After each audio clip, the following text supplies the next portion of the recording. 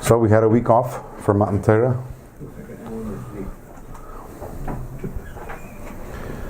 So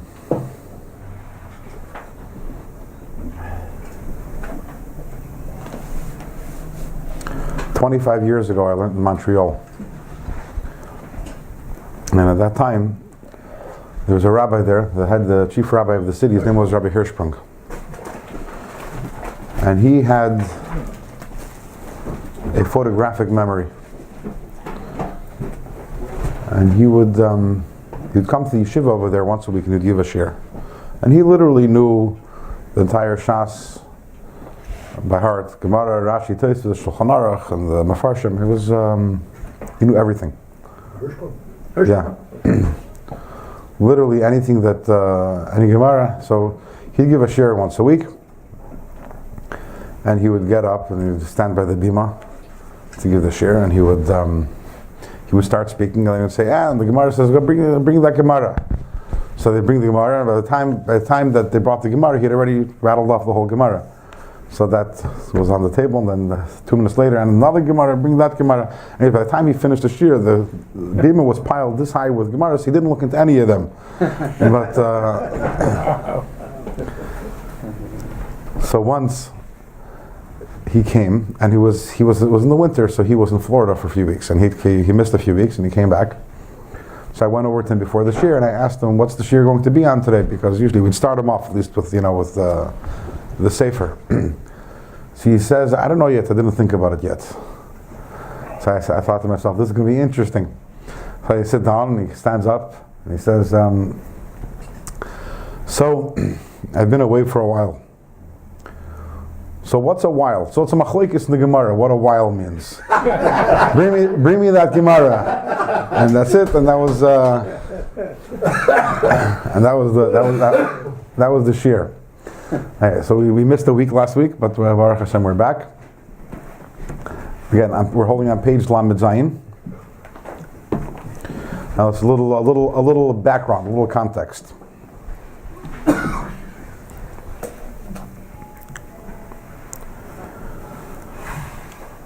We are holding in the middle of the difficult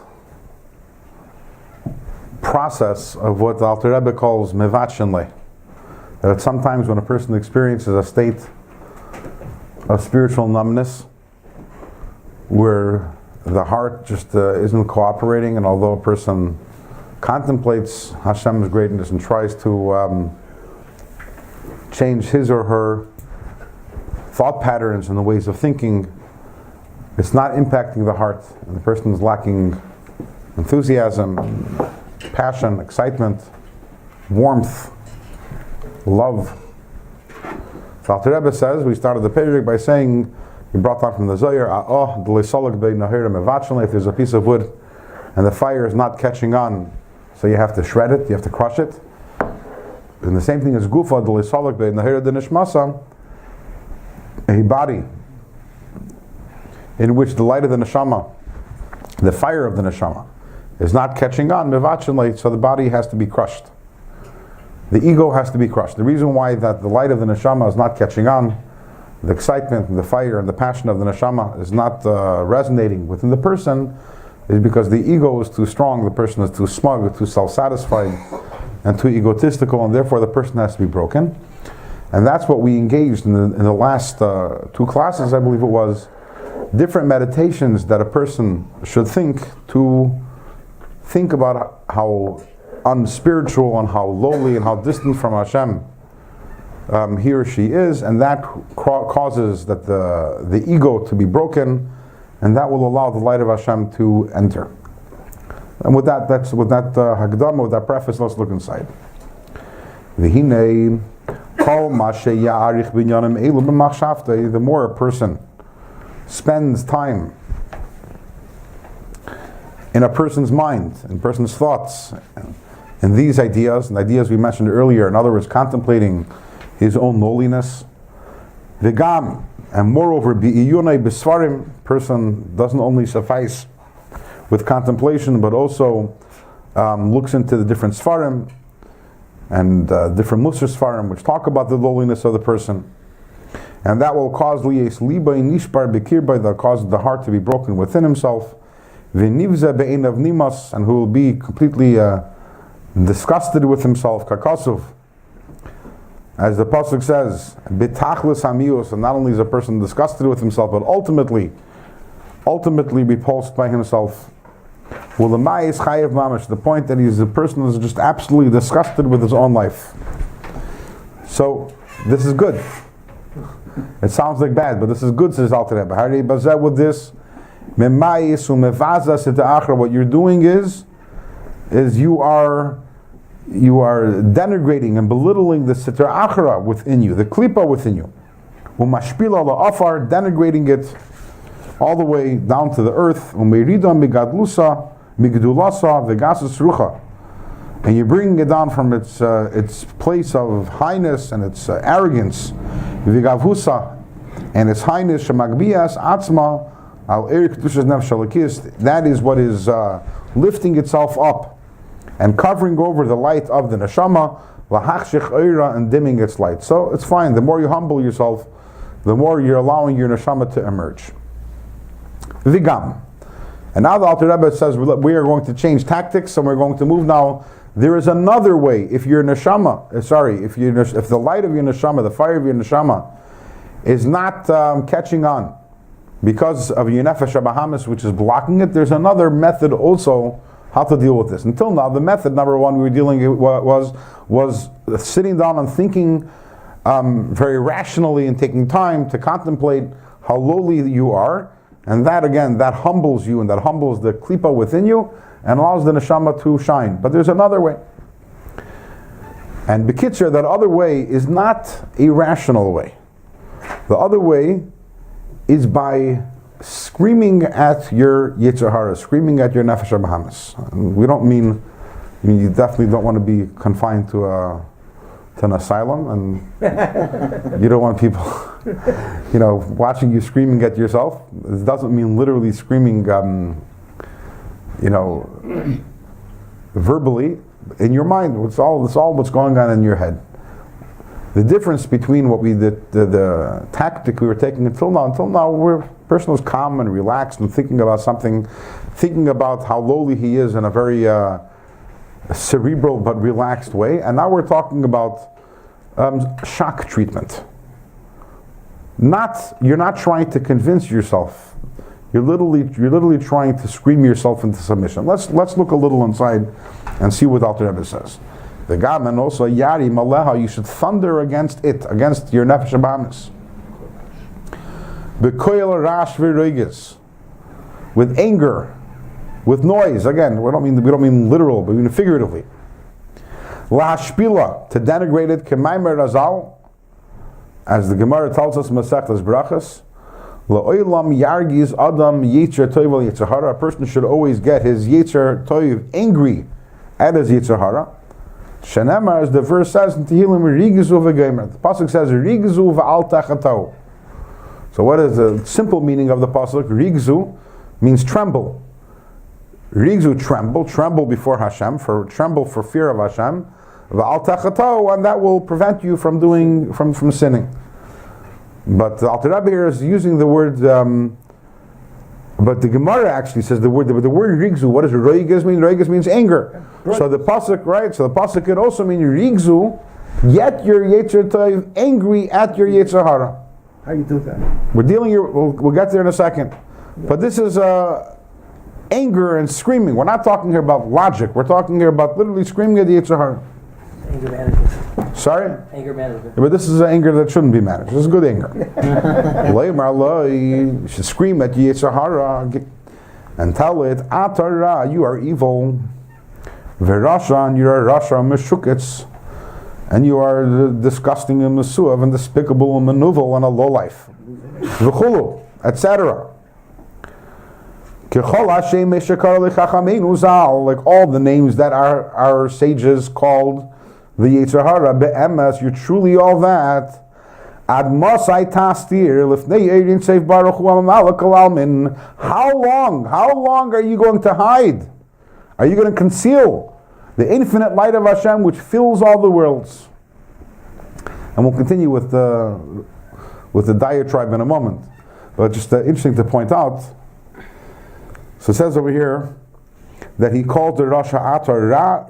He says here 5 names: Ra, Rasha, Meshukas, Mesuv, Menuvel, etc. Kechol Hashem Meshakar Lechachameinu Zal. So it says like all the names that Chazal called us, does that mean that Chazal called the Yetzer Hara Ra, Rasha, Meshukas, Mesuv, and Menuvel? So the Rebbe, he wrote notes on the Tanya. We're talking about back in the 1940s. They found the notebooks from the Rebbe. After Gimel Tammuz, they found notebooks, and one of the notebooks of the Rebbe was notes on Tanya, written in the back again, before the Rebbe became Rebbe. So the Rebbe writes over there that it doesn't mean that, because the Rebbe says that the words Ra, Rasha, and Menuvel, you find in the words of Chazal that the Yetzer Hara is called a Ra and a Rasha and a Menuvel. The Rebbe, it's Gemara Sukkah, the Rebbe points to a few places. But the Rebbe says, we don't find anywhere that the Yetzer Hara is called Meshukatz and Mesuv. So therefore, when it says G'chol Hashem Meshkar Lechachameinu Zal, it's referring to the V'chulu, etc. In other words, etc. You could add in also other names that our Chazal called them. For example, the Rebbe said sometimes it's called Tameh or called the Oriel. There are other names that you can also call Yetzer Hara. That's the Rebbe right. I always found that fascinating, because to say that something, to find where that something says, is a challenge. But to say something that doesn't say it anywhere. And before the age of the computers, you have to know in other words, to say it doesn't say it anywhere, that means you have to have gone through everything and pretty much remembered everything that you learned. And to be able to say unequivocally, it doesn't say it anywhere in the words of Chazal, not in the Gemara, not in the Medrash, or in the Zohar, anywhere that the Yetzer Hara is called these 2 names. In other words, it takes more knowledge to say something doesn't say somewhere than to say something does say somewhere, obviously. So that, a side note. It says Hara. Yetzer Hara. Yeah, Ra, That's the only thing. Ra, Rasha, and Menuvel, it says, it's called. Yetzer Hara is called in different places in Chazal. But Meshukatz and Mesuv is not, there's nowhere, a person who does an Aved is called a Meshukatz and Mesuv. But the Yetzer Hara itself should be termed Meshukatz and Mesuv, that we don't find. According to the Rebbe themselves, perhaps the Chulu should have been after the 2 of Menuvel first. First Menuvel, and then the ones that he added, Meshukatz and Mesuv. So it should be Ra, Rasha, Menuvel, V'chulu. No, Ra, Rasha, Menuvel, Meshukatz and Mesuv, V'chulu. But the way the Rebbe was learning, this is part of the names that you can add. But Menuvel is something that does appear in Chazal. Right, no, V'chulu. First. The V'chulu refers to the fact that there are other names in Chazal. So V'chulu, K'chol Hashem, the V'chulu, K'chol Hashem Meshkal Chech and Meshukatz and Mesuv, right? Sorry? It's a continuation of Meshukatz and Mesuv. No. No? No, in other words, the K'chol Hashem Meshkal Chech is also connected to the V'chulu. And other names, as you will find in the words of Chazal. Other names, in addition to the name. But these all, yeah, but not all that we just gave. They're not all in the words of Chazal. It's an addition to the Meshukatz and the Metuah. That's what I'm saying. Because those are not mentioned by the Chazal. Those are not mentioned. So they Okay. The two that are mentioned. I hear your question. I'm nitpicking. Yeah, it's a technical question. It's a good question, and I don't know the answer. So we're screaming at the Yetzer Hara. We're saying, you lowlife, you sick being. How long are you going to hide the truth? How long are you going to conceal the truth? Because the truth is that Hashem fills, the light of Hashem fills all the worlds. And hoya hoive v'yeh b'shava. Hashem was, is, and will be all equally. And therefore, just like before the worlds were created, Hashem was everywhere, Hashem now also is everywhere. Because Hashem is timeless. You can't say anything changed by Him. Gam b'makim zeh shani alav. Over here, in this place where I am, right now, the place that I occupy is filled with the light of Hashem.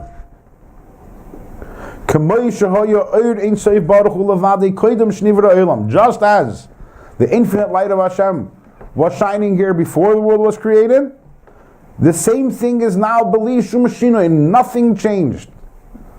The infinite light of Hashem, the Eir itself, is everywhere. As the pasuk says, Ani Hashem leishanisi. Hashem says, I Hashem, I have never changed. Ki hu l'mayla mazman, because Hashem transcends time. V'chulu. V'ata menuvel, and you low life v'chulu makrisha emes. You are denying the truth. Hanira le'nayim, which ought to be visible to the eye. The kula kamei kilamamish be'emes. That the truth is that everything relative to him is nothing. Bebechina riya chushis, I should be seeing this with my eyes.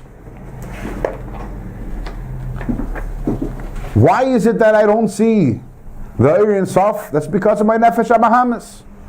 It's because of Klipa. What does the word Klipa mean? Klipa means it's a covering, it's a shell. So you mechutzef, you have such chutzpah.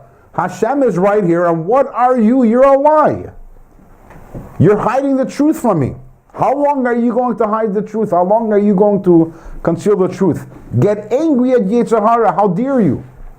Hashem is right here, and you're concealing him. Yes. It's a little problematic because what's going to be? It's not like God created you as a concealment of kedusha. Period. The Tanya says it's one of the presumptions here in the Sefer Shabbein that we're not going to become tzaddikim. You're always going to have this Nefesh Bahamis. That's the way you're created. You're created in a way that you cover up God's light. That's just the way it is. And so you're going to get angry at the Yetzer Hara, fine, but like in the end, what's going to happen? You're not going to become this shining bastion of godly light. You're a human being with a Nefesh Bahamis and a guf. So you hear? I hear, and the Alter Rebbe will disagree with you. Let's keep on going. Oh, okay. Yeah, but the question is, Hashem made him do all this Yetzer Hara. So why we have to be angry at him? That he's doing Hashem's job. Hashem sent him, go and get everybody to do Avera. So why we say to him, he can say Hashem sent me. That's a rational way of looking at things, but we're not looking at it rationally. When you see the traffic person giving your car a ticket, do you also say the same thing? It's just being sent by the city, or do you get angry at the traffic agent? Rationally, you might be correct, but when a person is in a state, if you're upset, why are you blocking the truth? But the bigger question we have to get into is, what are we doing over here? What's going on over here? What are we trying to accomplish? So let's talk a little outside, and then we'll do it inside.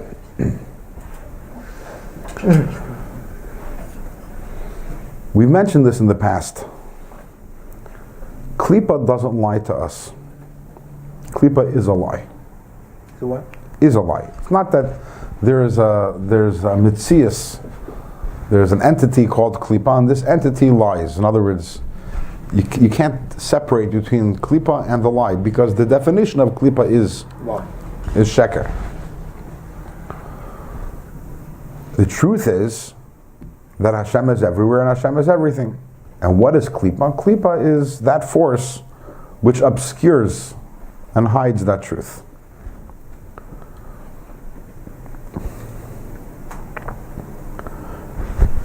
When you have two entities and they clash with each other, so that's going to cause a fight. Which one is going to win? Well, whichever one is more powerful. But regardless of the one that's more powerful, there will be a fight, there will be a struggle. However, when you turn a light on in a room, there is no struggle. The darkness disappears. Because darkness isn't a mitzias. Darkness is not anything. What is darkness? The absence of light. So the moment that light is introduced, automatically the darkness disappears. But even the word disappears assumes that it beforehand it appeared. In other words, that it has a mitzias. It's gone, right? How do you get rid of a lie? With the truth. With the truth. And in the face of the truth, the lie automatically disappears. Okay, so let's say I were to tell you that I have 6 fingers, okay? And so how do I get rid of that lie? Show your hand. Just show my hand, right? Okay. Lie is gone. Didn't have to fight the lie. Didn't have to sit and argue with you, right? And all I have to do is display the truth, and the lie is gone. Because the lie is the absence of truth. The moment that the truth is like the light introduced, and which banishes the darkness, When you introduce light, the darkness disappears. When you introduce the emes, the sheker disappears. So the problem with that is that every single one of us has a nefesh halakis and a nefesh bahamis. The nefesh halakis is light. The nefesh bahamis is darkness. The nefesh halakis is emes, and the nefesh bahamis is sheker. It's a lie.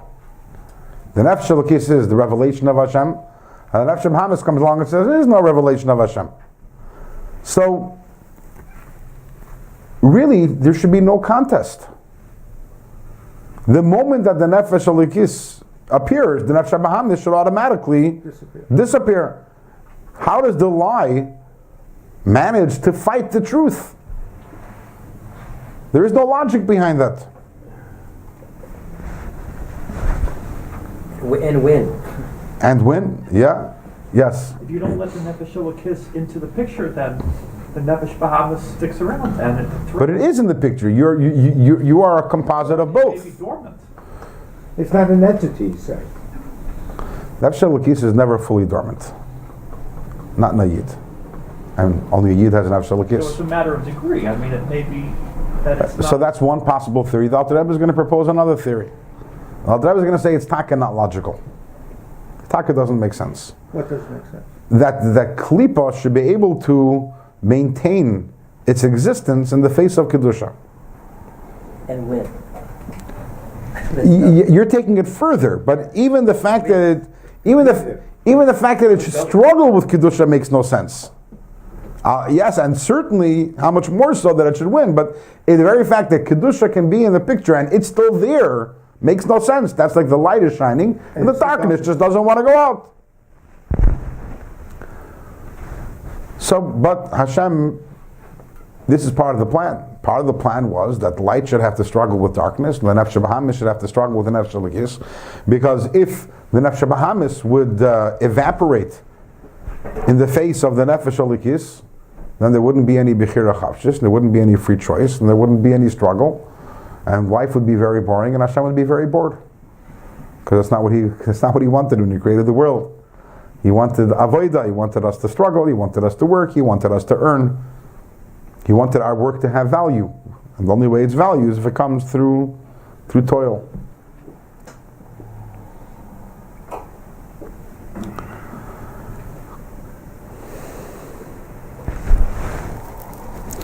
So Hashem gave klipa an unnatural, completely unnatural standing power. That it should be able to remain in existence and stand up against Kedusha. Why? So that we, through our own avodah, should be able to consciously and actively bring down the nefesh bahamis from its perch and from its place. The moment we knock down the nefesh bahamis, what happens?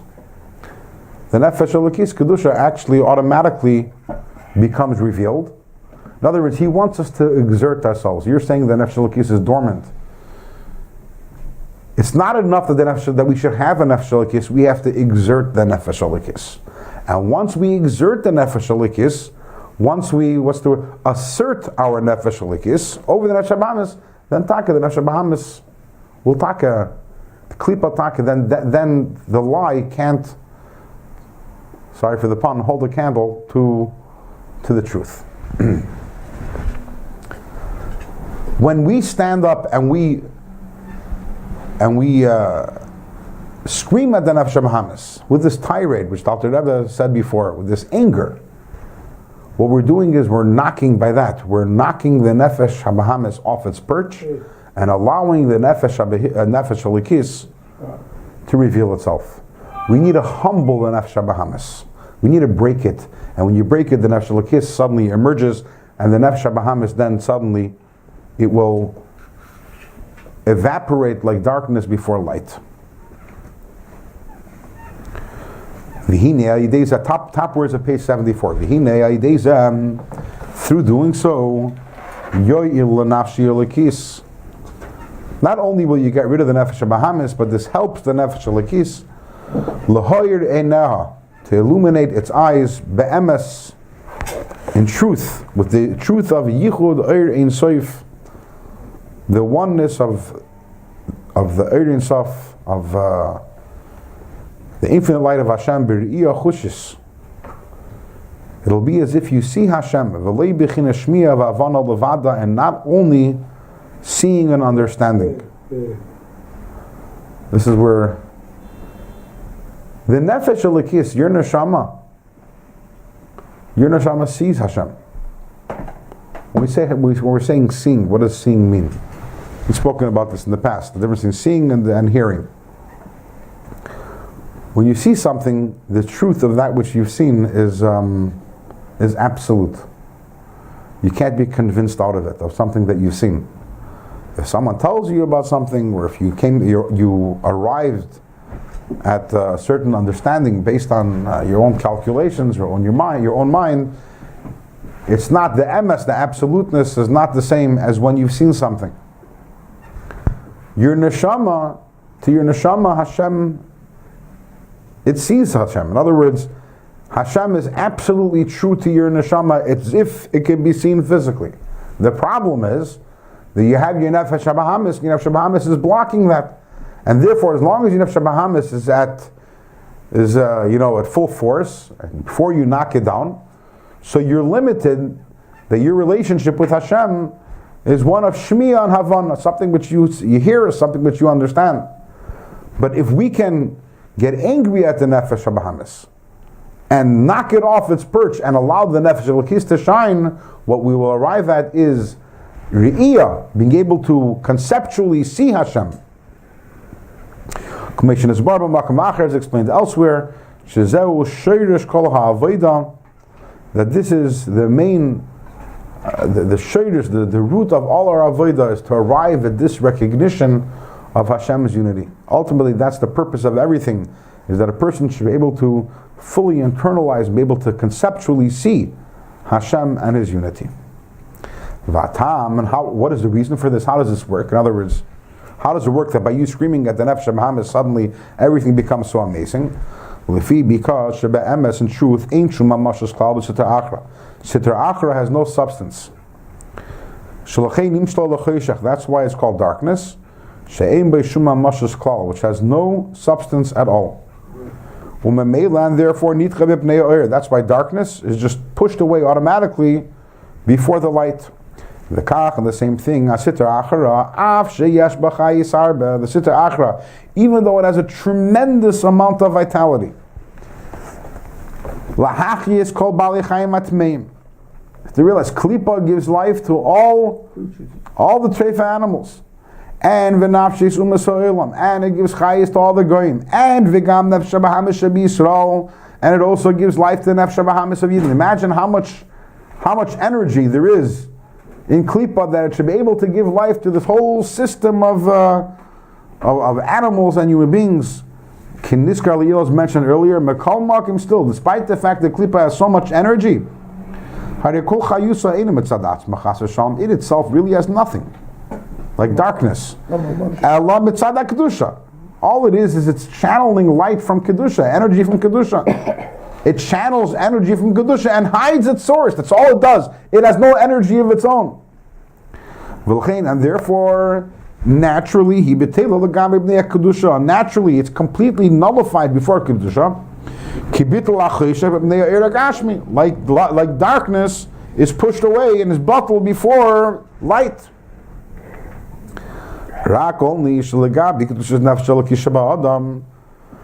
With regard to the Kedusha of the Nefesh Elokis in a person, Hashem gave it special rishus v'yichayla, special permission and ability, lagbiya atzma kenegda, to lift itself up against the neshama, even though it's not rational and makes no sense. And the purpose is kedei sha'adam yis'oider, the person should awaken lisgaber aleha, to overpower the Nefesh HaBahamis, and lahashpila, and to denigrate it, by denigrating his own ego, and considering himself lowly. When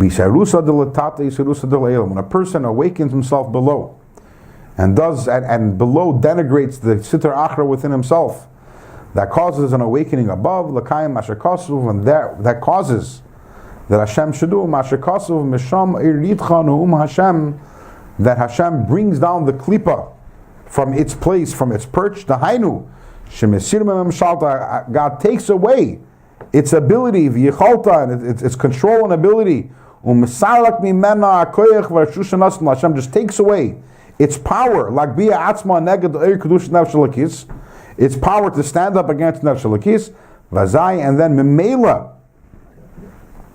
automatically betela v'nitchis, the klipa automatically is bottled and pushed away, as darkness is pushed away before physical light. And now the Alter Rebbe is going to bring a fascinating example of this.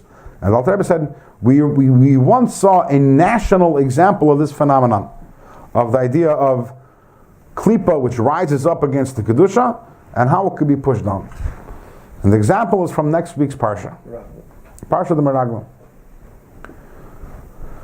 So we all know the story that the Meraglim, they go to the spies, the 12 spies, they go to Israel, 10 of them come back, and they give a bad report, right? And not only they give a bad report, they say that we can't go into land, ki chazaku mimenu, because they're stronger than us. So the Gemara says in Masechta Sotah that al tikri mimenu ella mimenu.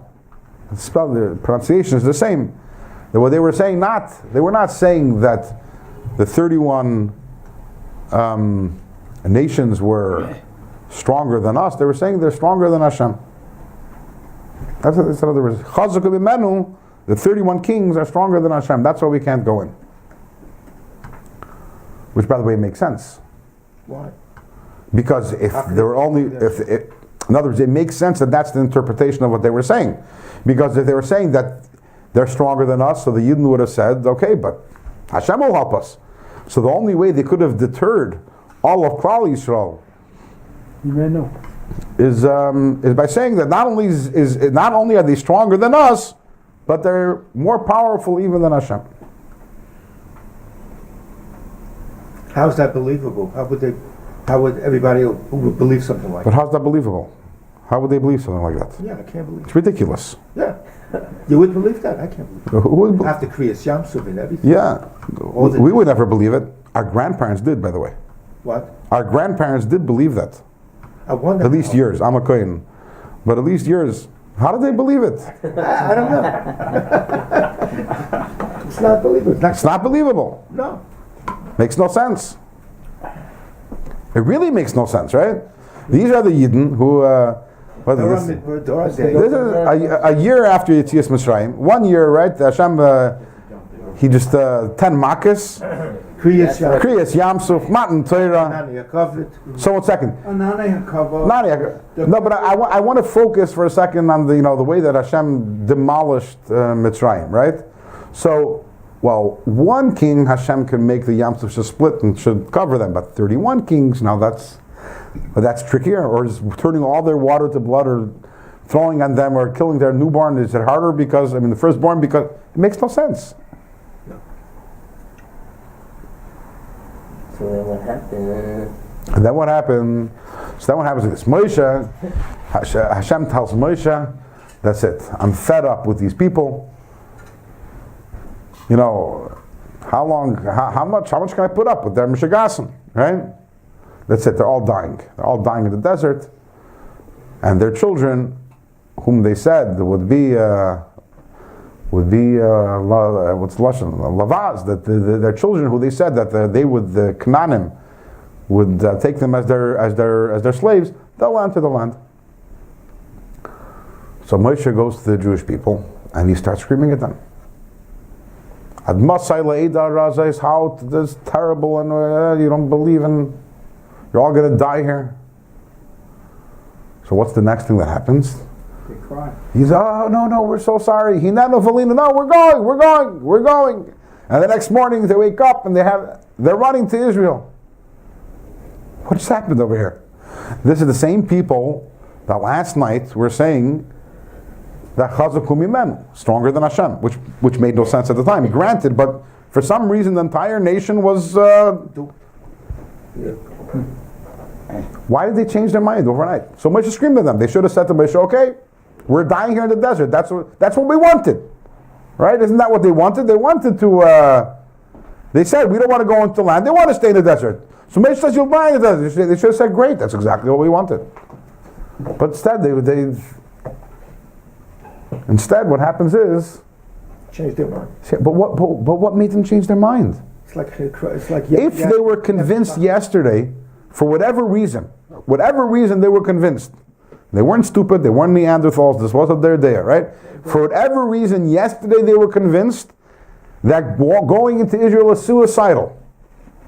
They believe that even Hashem can't take them into Israel. So why did they change their mind? So the question is both ways, right? What were they thinking in the first place? And what changed their mind? Let's do one side. We find this concept explicitly in the Torah regarding the Meraglim. Originally the Meraglim said that the people, the inhabitants of the land, are stronger than us. Right? As the Gemara says, they didn't mean stronger than us, but they meant stronger than Hashem.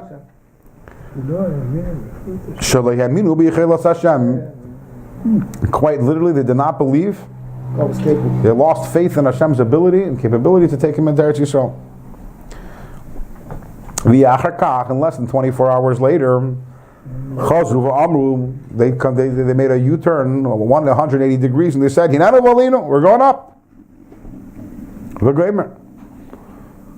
With complete forcefulness. It wasn't just and even when Moshe didn't give them permission, they're going. From where? From where came the Amunah b'Yichaylas Hashem in Hashem's ability? It's not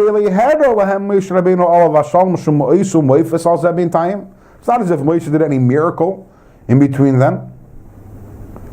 If you look in the pasuk, it says over there, between with Moshe screamed, Moshe screamed at them, and then it says they said they're Hinanu Valinu, but between them it says that Vayamusu Anashim, that the spies who gave over the report, they died b'magefa in a bad in a plague before Hashem.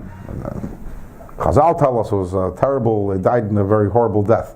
So you might think that was what caused them to change their mind, but it's not that way. In fact, if you look in Shulchan Aruch, it's brought down that the Meraglim died on Zayin Elul, which was the whole story happened on Tisha B'Av, so that was almost a month later. So in the middle, the pasuk interjects and tells us, by the way, they died, but that was later. Nothing happened in between when the Yidden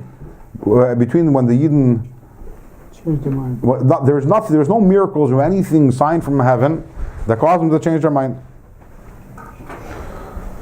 Only thing that happened, that Moshe told them,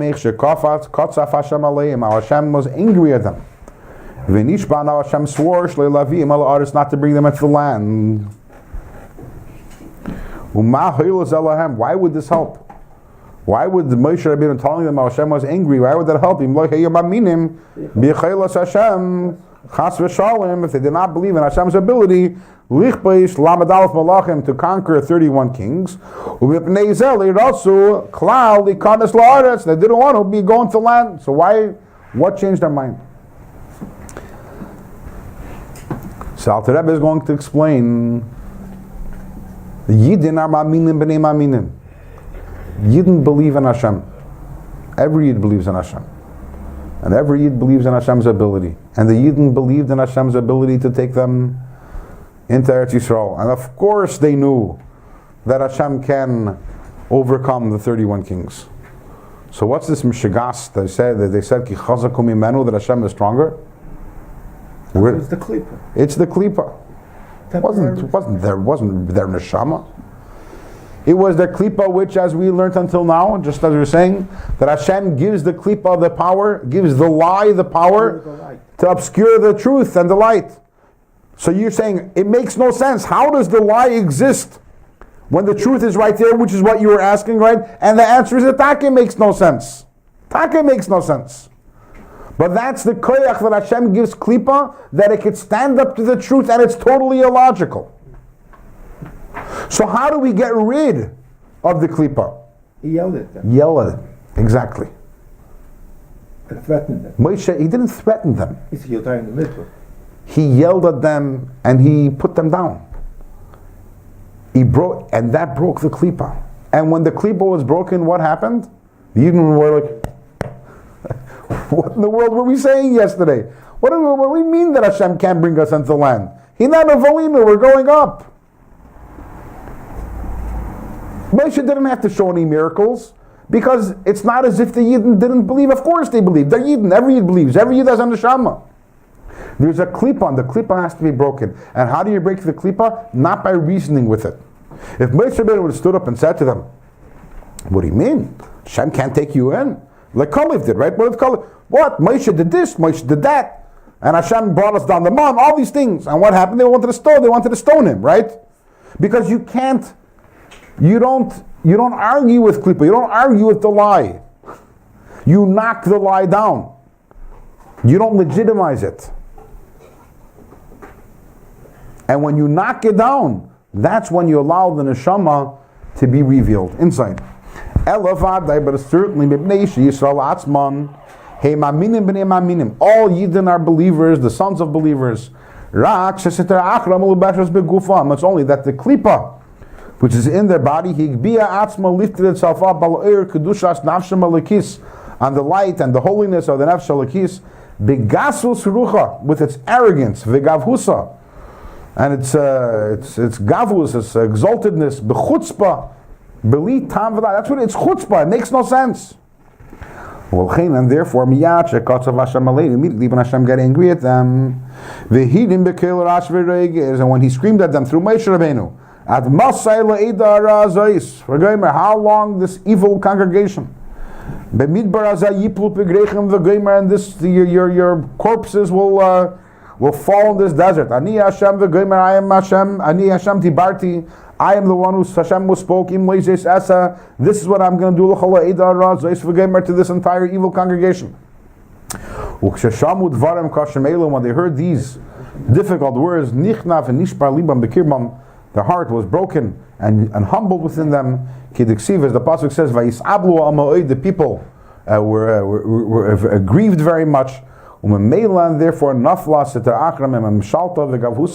Achra fell away from its position of authority and arrogance, v'gasus rucha, and its coarseness. V'Yisrael atzmahim aminim. So soon as the Sitra Achra is thrown away, Yidden are believers. And now the Alter Rebbe is going to tell us something which is incredible, an application to ourselves that's incredible. From this, every person can learn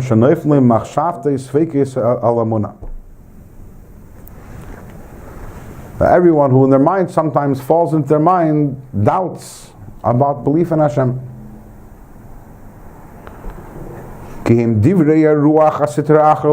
What are these? It's nothing but empty words of the Sitra Achra. Hamakbiya atzma al nafshay, which is lifting itself over the neshama. Av Yisrael atzmam him maminim, but Yidden are believers. This happens to us. That falls into our head thoughts of sfeikis b'amunah, doubts in amunah and Hashem, amunah and the Torah.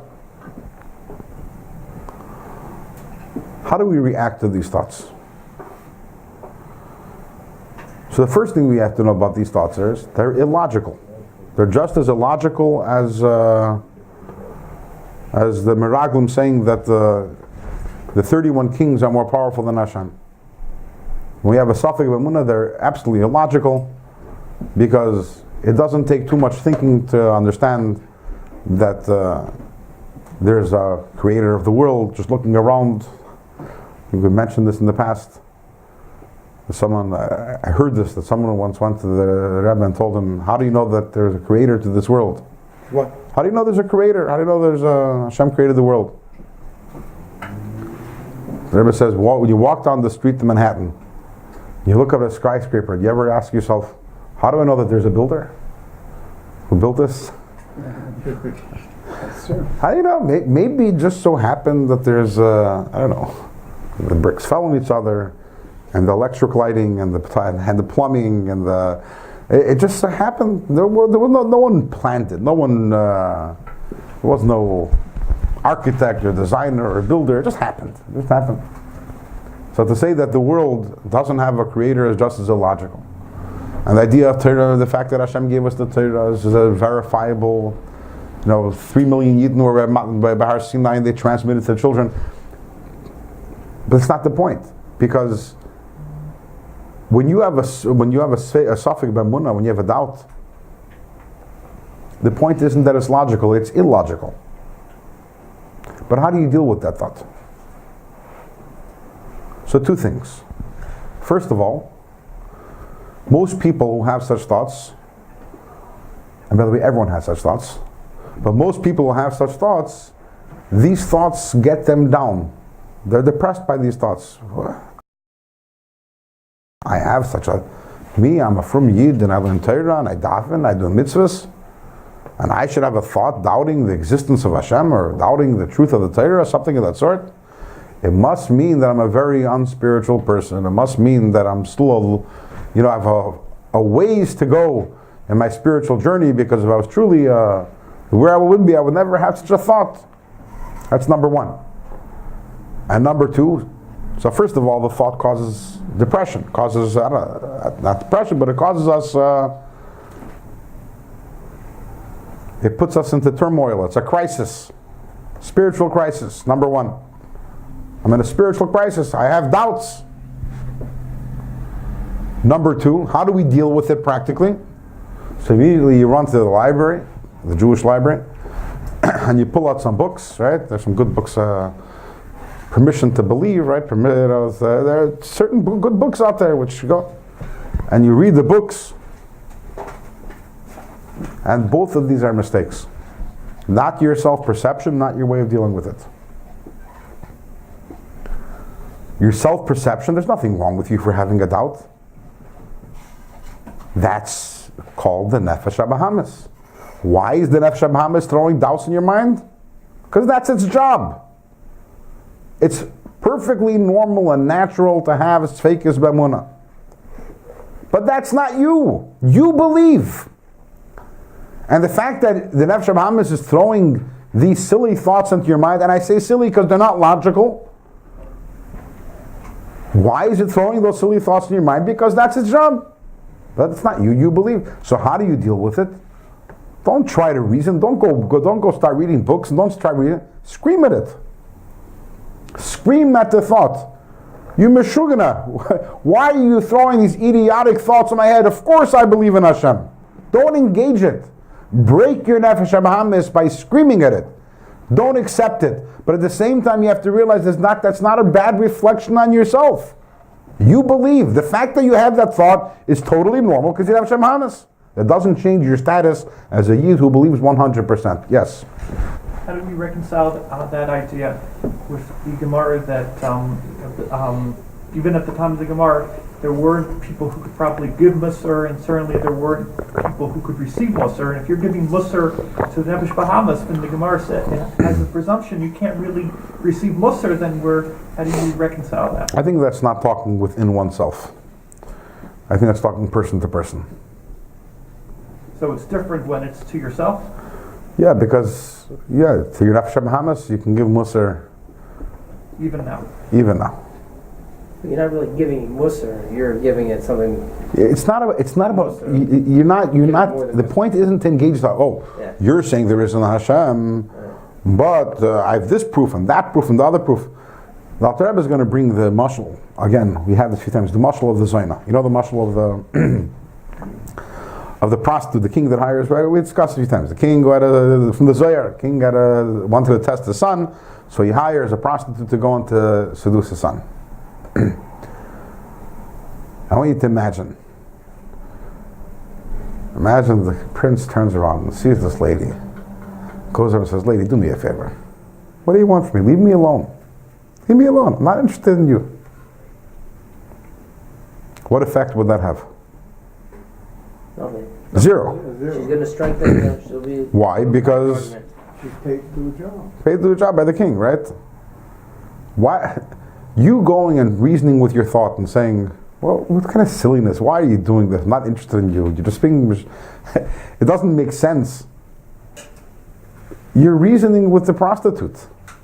You can't.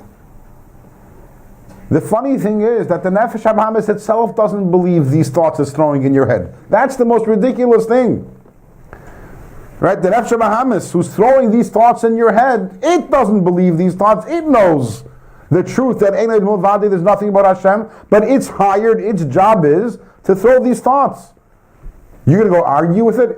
It's going to laugh at you. You're telling me that it's not true? Of course I know it's not true. But that's what I'm supposed to be doing. You don't argue with it. You have to scream at it and say, Genug, Avek. I believe, my neshama believes, and when you humble it, how dare you throw such a thought in my head, you allow the neshama to shine. Story is told about the Tzemach Tzedek, the grandson of the Baal Tanya, the third Chabad Rebbe, that there was once a Yid who came into the Tzemach Tzedek in Yechidus in a private audience, and he told the Tzemach Tzedek that he has a problem.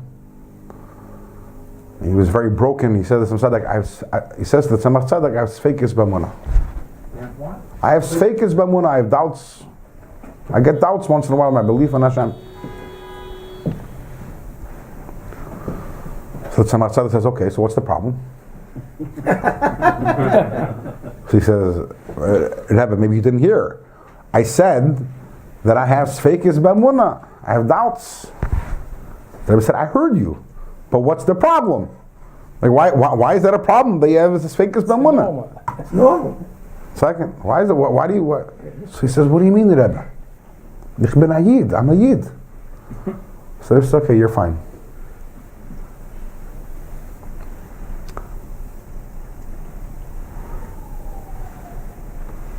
Why is it bothering him that he has sfeikis b'emunah? Because he's a Yid, and he has an neshama, and he does believe. And because he does believe, these thoughts that are coming to him are bothering him. Because if he didn't really believe, then why are you bothered? If a person, I'm not sure whether something is, something isn't, why should that bother you? If it is, it is. If it isn't, it isn't. Why are you bothered? You're bothered because you do believe. And you have an neshama because you're a Yid. So as long as you recognize that you're a Yid and you believe, then what's the problem? That's what the Tzemach Tzedek was trying to get out from him. Why? Well, why is it a problem? Because I'm a Yid, because I believe. So, okay, so then what's the problem? So then you do believe. That's why it bothers you. Great. So you have these thoughts. You have to recognize where they come from. That it's come from the Nefesh HaBahamis. Why do you have to yell at it? Just ignore it. If you really believe. Because yelling at it knocks it down. As we mentioned earlier, the Nefesh HaBahamis is really substanceless. It's a lie. The Eibishter only gives it the power until you exert and assert yourself. By yelling at it, you're exerting and asserting your nefesh case on it, and that causes it to melt away. Inside. From this episode with Meraglim, every person can learn Kol Adam Shneif Lim Machshavtei Sfeikis Emunah. Anyone who falls in his head doubts about Emunah, Kehim Divrei Ruach Tzedra Acher Levada, that's only from the Klipa HaMagbiya Atzma Al Nafshe, that lifts itself up over you. Al Yisrael Atzman Hin Maminim B'chulu. You believe. Despite that thought doesn't change your status as a believer. V'gam, and moreover, Sitra Achra Atzma Ein Lo Sfeikis Klal B'Emunah. The Sitra Achra doesn't have any Sfeikis B'Emunah. Rak Shanitim Lo Reshus Leval V'Lo Adam, but it was given permission by Hashem to confuse the person. B'divrei sheker u'mirma, with words with false and deceptive tactics, and the purpose is lahar b'yischarei. The purpose is that when you go and when you knock down the Nefesh HaBahamis from its place, you get more reward. Ki pitui yazoinu, like the enticements of the prostitute Leben HaMelech to the son of the king, b'sheker u'mirma, which she also employs lies and deceit, B'Rshus HaMelech, but it's all with permission of the king. Commission is bar B'Zeir HaKadosh is explained in the Zohar. This is, everyone in Tanya, every once in a while you get a game changer. And to me, this is a game changer. Because it really hits home. Because when people have Sfeikis B'Emunah, and yes, I have them, and you have them, we all have them, it's nothing to be embarrassed about, as we see now. It's not a product. And because people, when they have Sfeikis B'Emunah without Tanya, they tend to really, so I didn't learn enough. My relationship with Hashem isn't strong enough. I need to read more and understand better and have greater conviction. How can I even have such thoughts? And and that could, Rahman al Islam, lead a person to low levels. And that's worse than the Sfeikis B'Emunah, is the collateral damage that it causes. Says the Alter Rebbe, what? Why are you surprised? They have Sfeikis B'Emunah.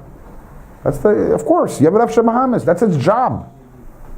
Don't legitimize it, don't argue with it. At the same time, by the way, this doesn't mean, and I'm not at all negating going and reading all those books, by the way. All those aforementioned books, all the books, the Chachamim, whether it's Munah Mada, the Rambam, all the people wrote Sfarim proving the existence of Hashem and proving the Torah. And those are all good, because our job is that we should take the emunah which we have in our neshama and also extend it to our mind. And it should make sense to us that there's Hashem and Ein Milvadeh. But that's work that we should be doing on our own. That's not a response to the Sfeikis B'Emunah. Our response to any time we get a doubt is to bash it. Don't legitimize that thought. On our own, it is important for ourselves that the emunah of our neshama should also shine in our intellect, that it should make sense to us. Not only do I believe in Hashem, but also it makes sense to me. That's a very important endeavor. It's called Re'ei Emunah. We have to take the emunah, which is, tzad the neshama, and bring it into our mind, and bring it into our heart, and that's very important. But that's not in response to the Nefesh HaBahamis. That's a avodah all for itself. The response to Nefesh HaBahamis is screaming at it and not legitimizing it, and certainly not allowing ourselves to be crestfallen because of this. We have to understand that all it is this is the Hashem's agent. It itself doesn't believe the Mishigasin that it's telling me, and that's its job. And my job is to knock it down and move on with confidence, because I believe. This impacts the way we view ourselves. It also definitely impacts the way we view other Yidden.